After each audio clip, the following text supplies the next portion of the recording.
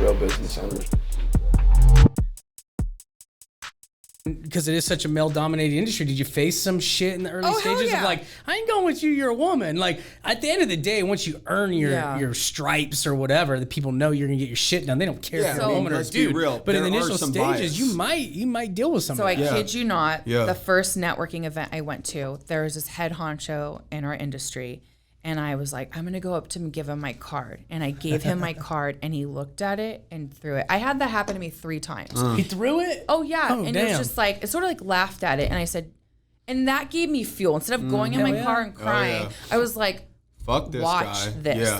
Watch this. Yeah. And so I worked the room, got a couple contracts, and year 4 or 5, he acknowledged me. And he said, I've seen you stick around. He's like, let's talk so we can, do business. But I had to earn his respect and his credit. There's other times where this is where us women need to stop this. We need to help each other out. I remember I first went to women and said, like, how can we partner? Can we do? And sometimes women get scared of like, you're going to lose your light by lighting another candle. It's like, you don't. A candle doesn't lose its light by lighting another candle. So help a sister out. I look at it as like logs.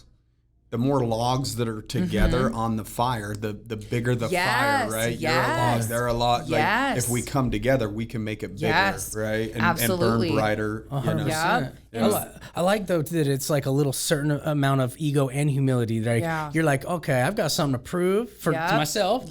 This motherfucker that just freaking threw my card, right? But then you also have enough humility to be like, okay, let's talk. I've earned your respect over the last 5 years. Because a lot of people be like, screw you, I don't want to talk to you. I would. You have to keep... I would say that. I would have wrote that motherfucker off and said, like, screw you. I figure out where he parked, just let the air out. I ain't gonna slice his tires, but I just let you got to do something, right? Like, I'm kidding. So there's always people out there that are gonna help you, no matter what industry you're in. Someone's going to help you because somebody helped them. And so I looked at our industry and I said, who are the 3 people that move the industry that have well connections built?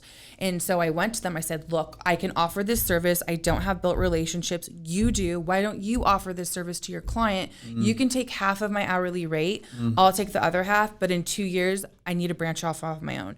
We made a deal. I got 20 contracts out of that. Yes, I was getting half of the hourly rate. But that's how I got my foot in the door. But you were moving the needle. And I sacrificed. Now, maybe not as much as what you would have liked. But it got me in the door. But you had to sacrifice. Before you ever get to a point that you want to be, you're going to have to take a step backwards and make a sacrifice. And that's going to be the thing that will launch you and propel you forward. And that's exactly what you did. I sacrificed. I mean, and even sacrificing besides, the business stuff and my hourly rate, I also sacrificed my social life. A lot of my friends were still going to like EDC at the time. Keep in mind, mid-20s, EDC and partying and concerts in Vegas. And I've always wanted to go to one of those, but I haven't. Never have. You know what? Just go to like one. I mean, even like maybe a Burning Man kind of thing. We still got Speedos. What's the big one in Costa Rica. California, though? I mean, there's you guys probably like Stagecoach, maybe. It's kind of concerts and shit. There's a big one though. I don't like large crowds of people, to be honest with you. That's like not my guess thing. what? You hustled hard enough to get VIP, so you get yourself. Because when I started making money to go to Vegas, is a solution. Coachella, that's the other one. You pay for space and time in these things, so pay money to get that bougie little booth of yours. But I started off that way, and then had to make these sacrifices. I also rented a bedroom. I slept in my office. I had this little 300 square foot office. I made a lot. People don't see the sacrifice. No. I made a lot of sacrifices for 5 years. And then after that, it started to pay off. And guess what? It's still paying off. It is, but everyone has to give up something. You can probably see now 8 years in, you can now look back and see that maybe some of the groundwork that you laid on year 1 through 5 is now really paying dividends. And it's much easier to continue to make sacrifices when you have the data of, okay, I made sacrifices here and it served me. If I keep doing that, I know by year 10 and 11, these sacrifices that I'm making today will serve me later. And it makes it easier to do that. It's just so hard in the beginning because you don't have the foresight that you have now, right? Or hindsight, I guess I should say, right? And so that's what people need to understand is sacrifice becomes easier to make once you have data that you see that that it does pay off. Well, you also got to pay your dues to build your network. Yeah. Like you're going to these people like, hey, I'm willing to give something up here, half my rate, work my ass off for you, but I'm also going to be transparent with you. Like a couple years from now, like I want to branch off. I want to do my own thing. So you're being transparent, but you're giving a lot. You're bringing a lot to the table. Yes. You're willing to lessen their burden to tap into their network. And people were willing to do that if you're willing to bring something to the table and pay your dues. And so that's like networking 101, but people aren't willing to do that a lot of times. They go into deals like all about them, like, you know, like, I'm willing to do all this for you, but I need... It has to be a win-win for both of you. It really does. If you're trying to help each other out, absolutely. Sometimes you got to give more than you want to in the beginning. And that's what I had to do. But look, now I don't have to give a piece of my pie to any middleman now. If anything, it's really helped me. It also taught me,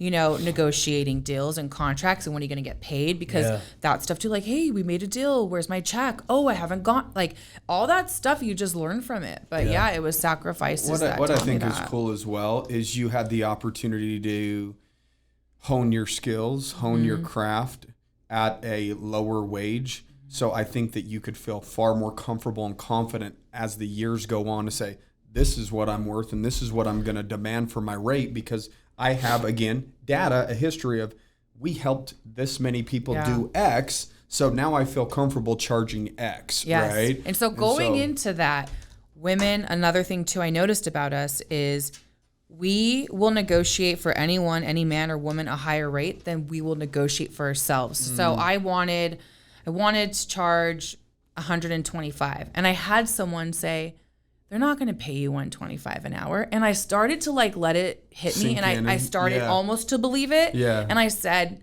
no, I know what I'm worth. I know what I bring to this table. I'm charging $125. And so he's like, good luck with that. And guess what? I have the contract with $125 an hour.